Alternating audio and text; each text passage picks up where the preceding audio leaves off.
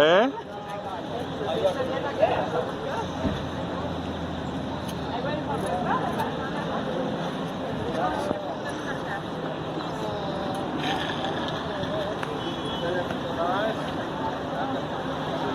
Buenas, sir.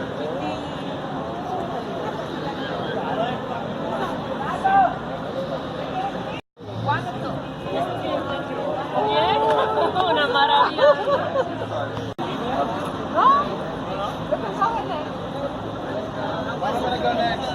I'm excited. Very excited. Oh, the breeze. Abuna.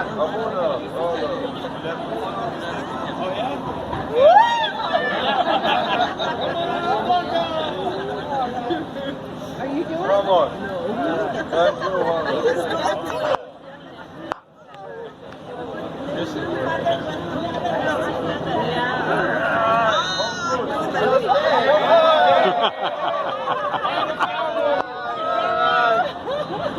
Thank you.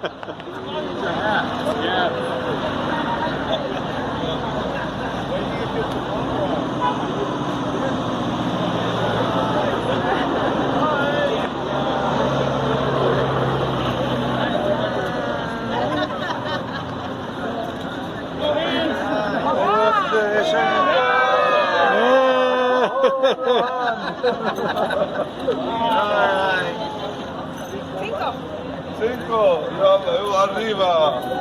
Cinco. Hello, camera. Camera.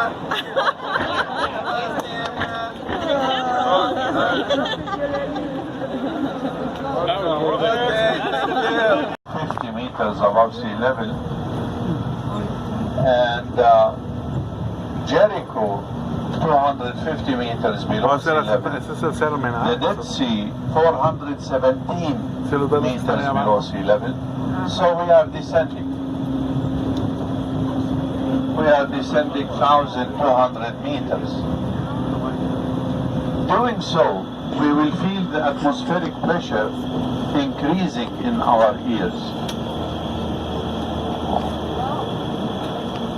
Now, and when we talk about the Judean wilderness or the Judean desert, people immediately think of sand and sand dunes.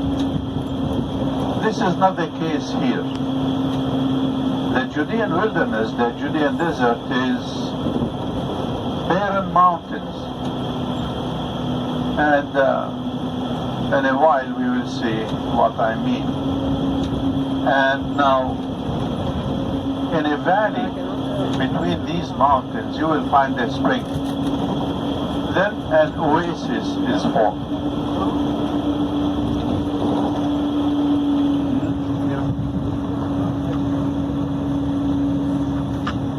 Todas las bodegas tienen vacas o son vacas.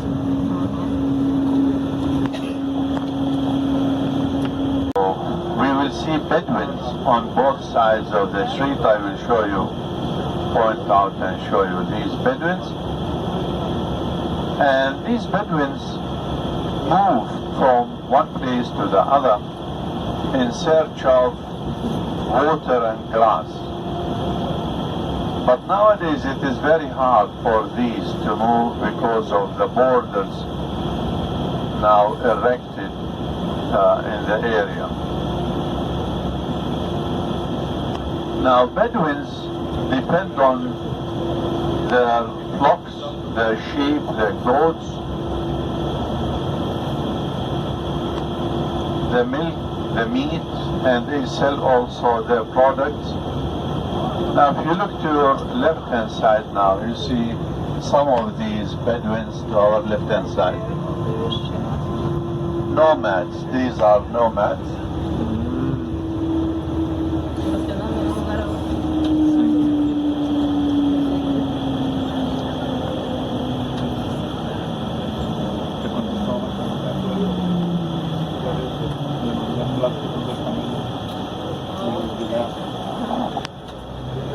Yeah.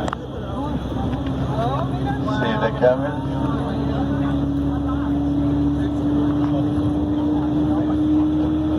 To Jericho from Jerusalem.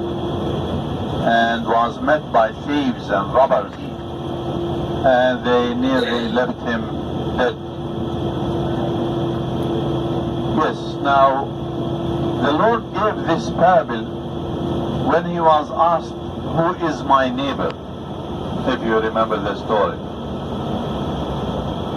So a Levite passed by this man who was nearly dead, didn't do anything.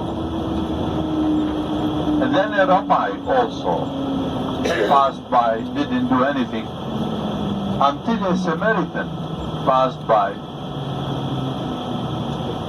He attended to his wounds,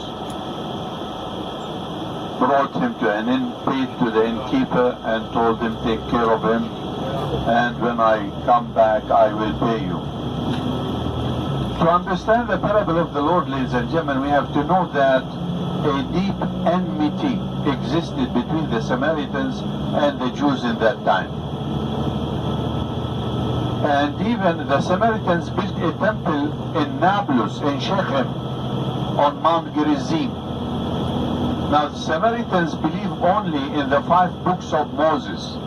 They don't believe in the prophets, they don't believe in the Psalms, Proverbs, only in the 5 books of Moses.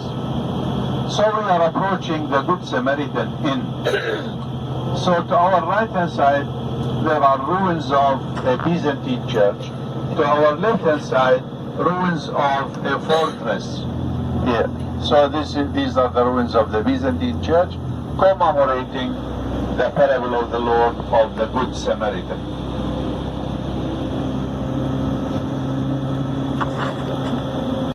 You will find in the Judean wilderness, in the Judean desert. In the past, ladies and gentlemen, we used to have lions. We used to have tigers. Nowadays, we have some leopards. We have hyenas.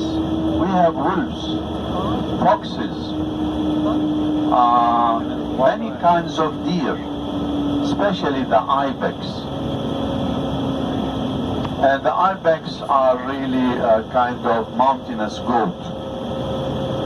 And then we find all kinds of birds in the Judean wilderness. We find as well reptiles, not mentioning snakes and scorpions, full of snakes and scorpions.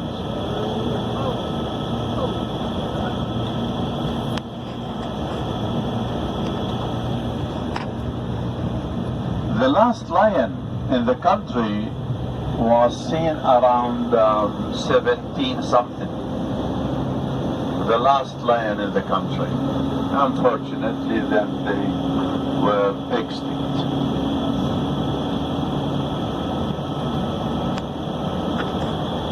We are still above sea level. And in a minute we will come to the sign sea level. We are talking about the level of the Mediterranean, the level of the ordinary oceans, and not the Dead Sea.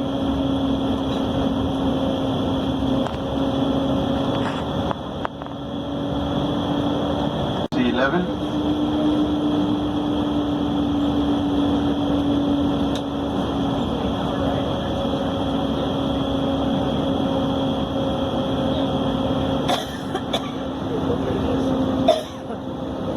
Level, nivel del mar. Level. And when we come to this point, I tease my groups, I ask them to close the windows. You know why? We are going underwater. Moses never set foot to the promised land. He only looked at the promised land. He stood at the mountain on the other side of the Jordan, Mount Nebo, and he died over there and was buried over there. But some Muslim traditions say that he crossed over and he was buried here. And I will ask our driver to stop a little bit ahead to show you the shrine of Prophet Moses. Right-hand side, you see white domes. You see them over there? Now this is the shrine of Prophet Moses. So some Muslim traditions say that he was buried here on this side. So this is Prophet Moses' shrine. Okay? Jericho, let me tell you about the city of Jericho. Nowadays the city of Jericho is a city of nearly 50,000 people living in it. And Jericho is considered to be a winter resort. People come from the mountainous areas to live in Jericho in winter time. That winter is very mild. Now to our right hand side we see the Dead Sea now. And to our left hand side we see the city of Jericho. And we are driving to Jericho. And Jericho and the area are considered to be the fruits and vegetables basket of the country.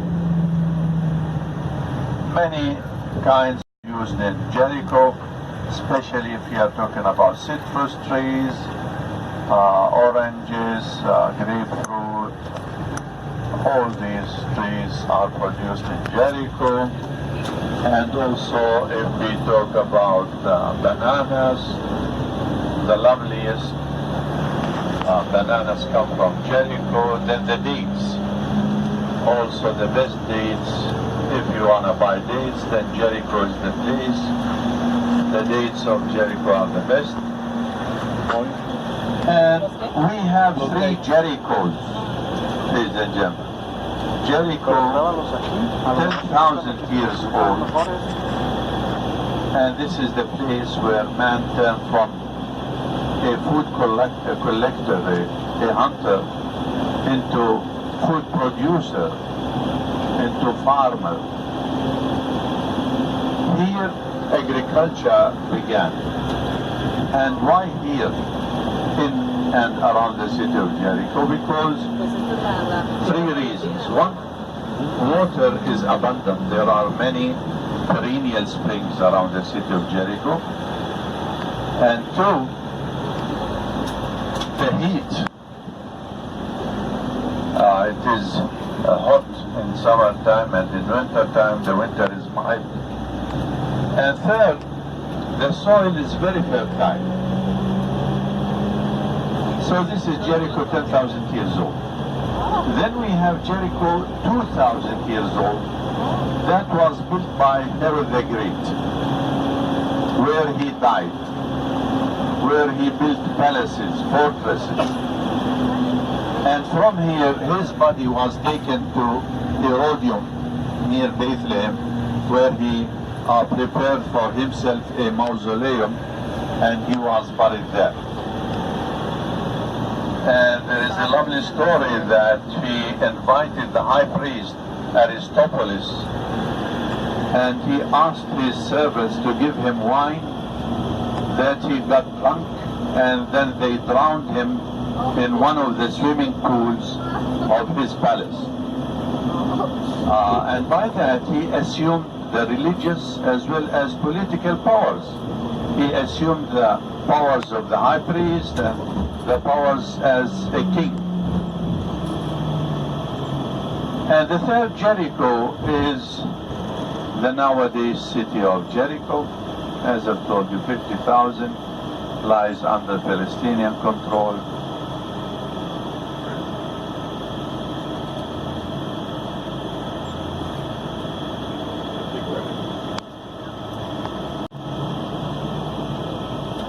Is mentioned in the Old Testament as well as in the New Testament.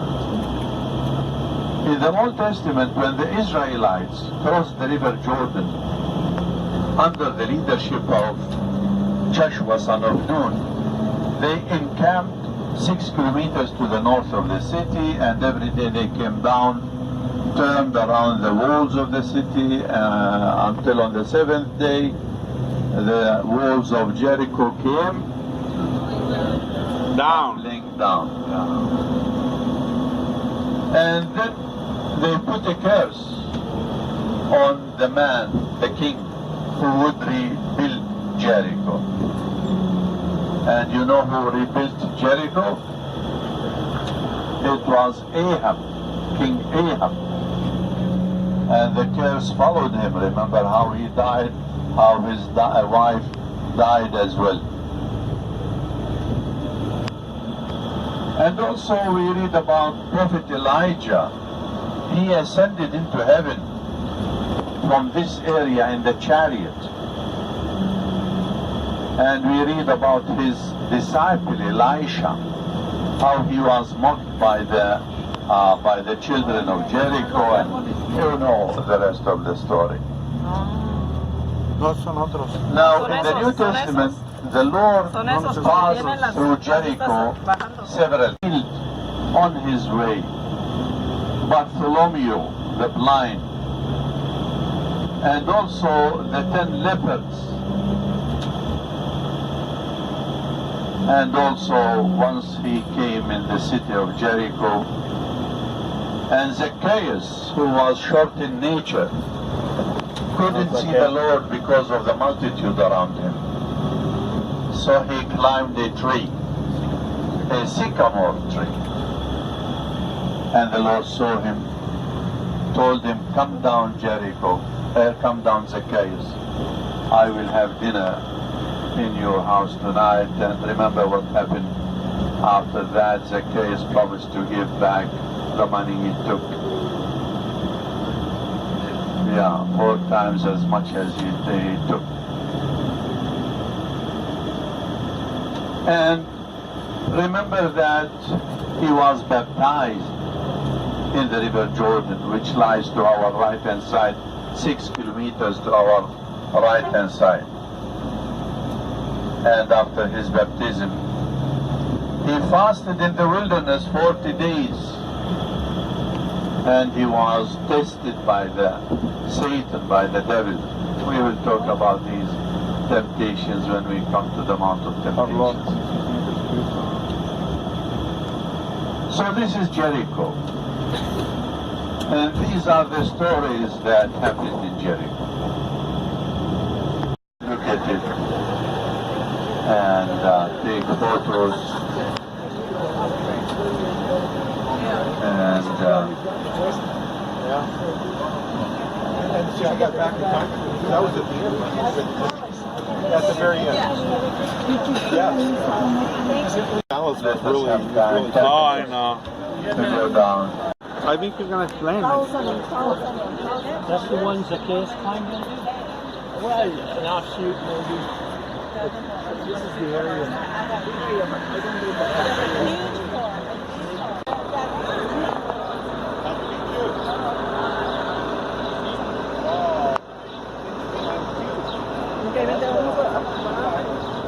Árbol de sícamor donde se subió Zaqueo para ver al Señor cuando iba pasando por aquí. Y fíjate, da unas cositas así y saben buenas, ya las probé. ¿A poco? Ajá, ahí ¿Qué te estaba digo? dando el muchacho. Mira, ahí arriba, ahí están las bolitas, mira. Ahí. To bread and to eat. And the Lord answered, it is written, not only by bread man lives, but by every word that comes out of the mouth of the Lord. Then he took him to the temple, told him, throw yourself down, and your feet will never touch the ground. And the Lord answered, don't put your Lord God to the test. Then he took him to the mountain that we are going to, the Mount of Temptation, here in Jericho. Showed him the kingdoms of the universe. Told him, if you bow down and worship me, I'll give you all these kingdoms. But the Lord said, it is written that you bow down and worship your Lord God only. Then the devil left him. Angels came and brought for him things to eat, So these were the three temptations that took place on the Mount of Temptation ahead of us. We are going there that you have a look from the mountain, take photos.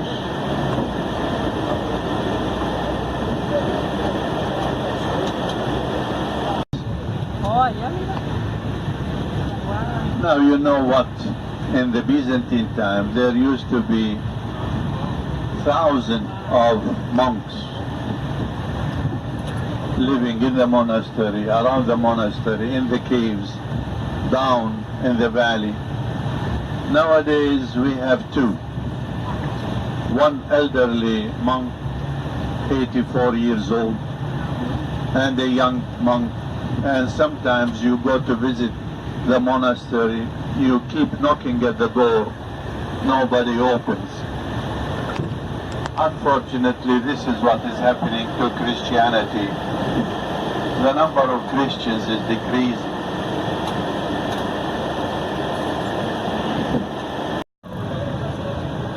Unas calabacitas, sí.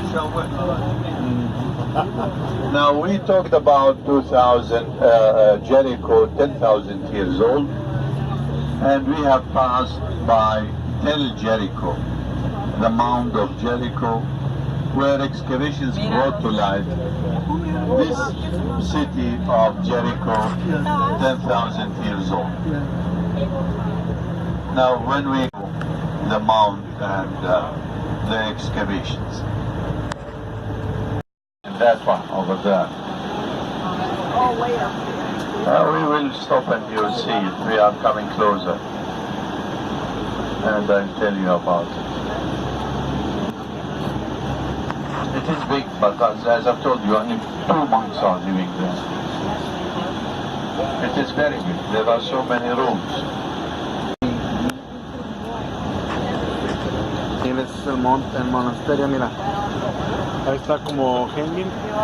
Ese es el monasterio. Pero que ya nomás quedan dos, ¿no? 2 monjes ahorita.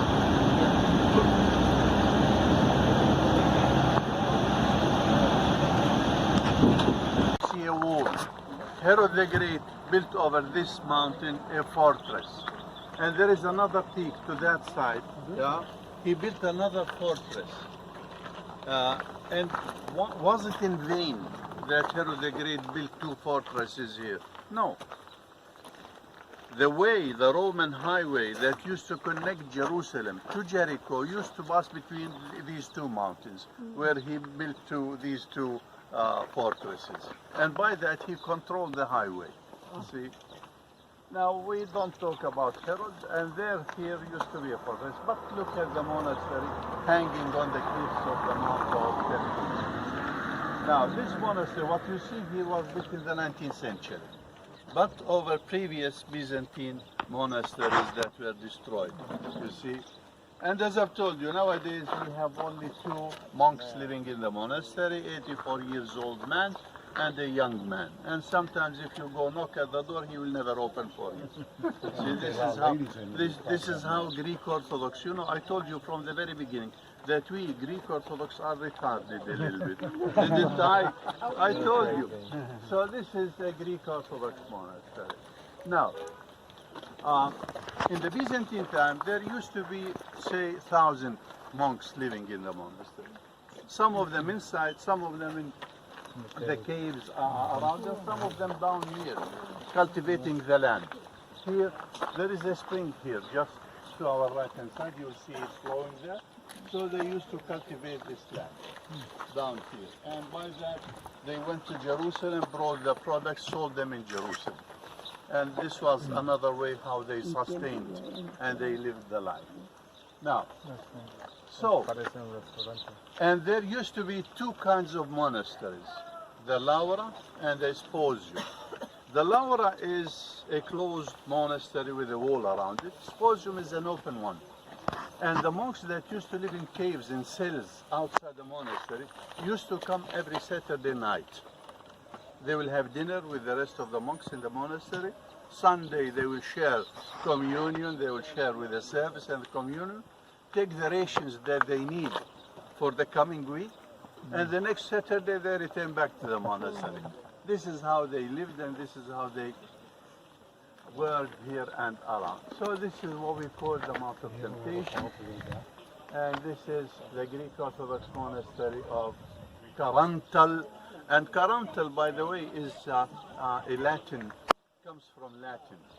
Quaranta means 4 or 40. So the 40 days, the Lord, fasted here and was tempted here by the devil on the top of the mountain. So this is the Mount of Temptation. Mrs. Kenyon was a British archaeologist. She, a female, and archaeologists before Mrs. Kenyon, they used to dig until they come to the bedrock. And by that, they used to destroy sites. So she said, by that, we are going to destroy all the sites. She devised what we call the shaft theory. She dug a shaft, and she studied the different layers in the shaft. In Jericó here, she found 23 superimposed layers. What does this mean? This means that the city was destroyed, rebuilt 23 times. And also she found a tower built out of stone, 9 meters high, staircase taking people from the top of the tower. There was no door. From the top of the tower, there is a staircase taking you down. And down in the room, she found many interesting things. Utensils, whatever you call them, and lentils. And what was striking is that she found bodies buried in the house, as if they used to worship their ancestors, or they used to respect them up to the point to bury them in the house. And also she found that people used to take out the eyes from the skulls, put instead of them shells. So this is Jericó, 10,000 years old, where, as I've told you, man turned from a food collector into a food producer. 10,000 años, la ciudad más vieja del mundo.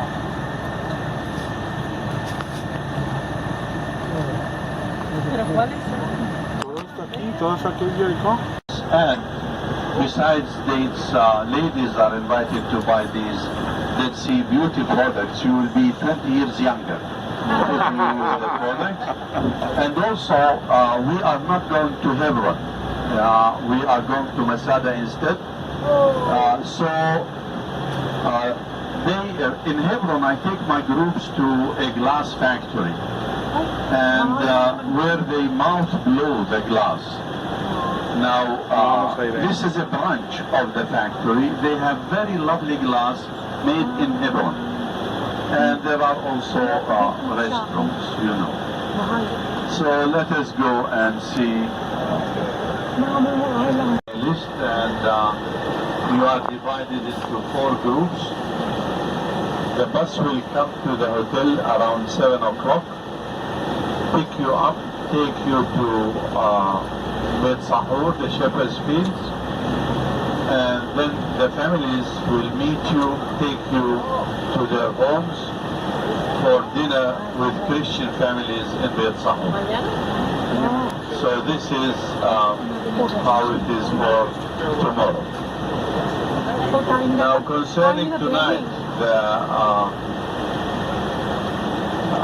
folklore dance and so on, I think it is postponed to Tuesday.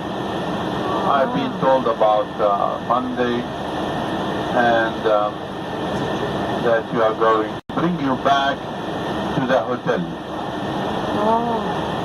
So the bus will pick you up from the hotel, and then Christian families will meet you, take you to their homes. After dinner, they will give you a lift to the hotel.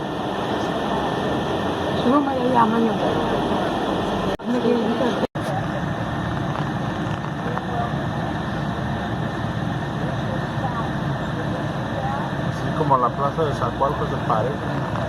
Los carros estacionados y todo. Por aquí estate atento porque por aquí tiene que la ciudad más vieja del mundo. No sé cuál sí, pues es esto. Como la plaza, sí, una plaza, sí, ajá. Está muy chiquita. Is receding, shrinking, evaporating. And why is that? Many reasons. One, rain is getting less and less in this area. Two, the water that flows in the Dead Sea via the Jordan River is also getting less and less. They are using the water in the northern part of the country. Three, springs around the Dead Sea are drying up, no rain. Four, they are using huge amounts of waters from the Dead Sea to produce these beauty products that make ladies 20 years younger. You see? Yeah. Now, the Dead Sea originally is 72 kilometers long, 22 kilometers wide, and the deepest point in the Dead Sea is around 100 meters deep. Now, nowadays the Dead Sea is divided into two parts because it is evaporating, it is receding. The northern part and the southern part. Now, it is called the Dead Sea because nothing whatsoever lives in the waters of the Dead Sea. And the density of the minerals in the Dead Sea reaches 32%. Ordinary seas, oceans, density of minerals in the waters of these seas and oceans is around 6%. So 5 times more or sometimes 6 times more. And that's why the water carries you when you swim in the Dead Sea or when you float in the Dead Sea.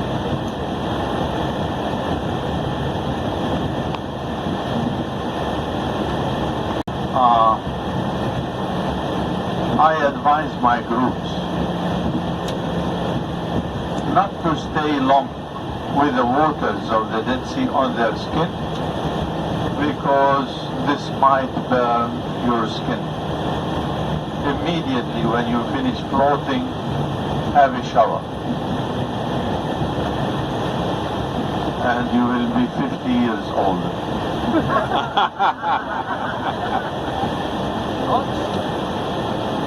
Now, it is an experience.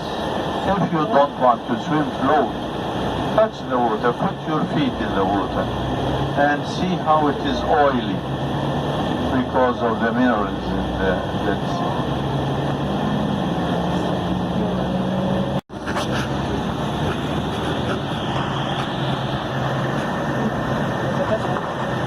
These are the Moab ridge of mountains, and immediately that direction is Mount Nebo. Mount Nebo is where Moses stood and looked at the promised land. And these villages and towns on the other side, these are Jordanian villages and towns. And if you want to go to Jordan swimming, you can do so. 20 kilometers swimming. 20 kilometers swimming.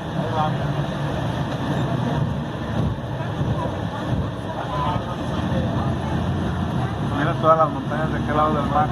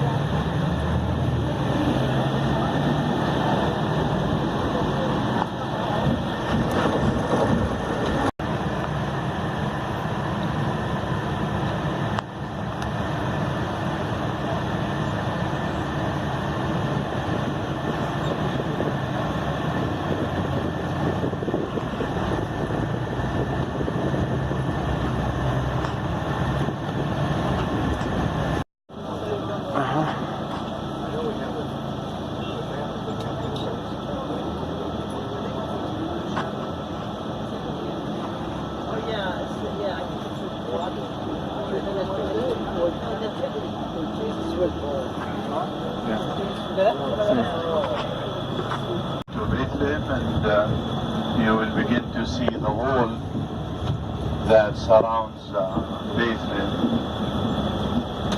Remember I told you Bethlehem is considered to be a very big open sky prison. Look ahead of us. Now this used to be the main highway connecting Bethlehem to Jerusalem, but when they built the wall, they just blocked the street to the highway. So this is part of the wall that we see, and we are entering through this checkpoint to Bethlehem.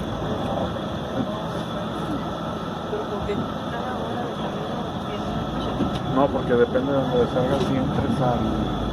Como ahorita dijo lo de Belén, que tienen el walk que construyeron ahí, se acabó el... Very, very renowned hospital for babies.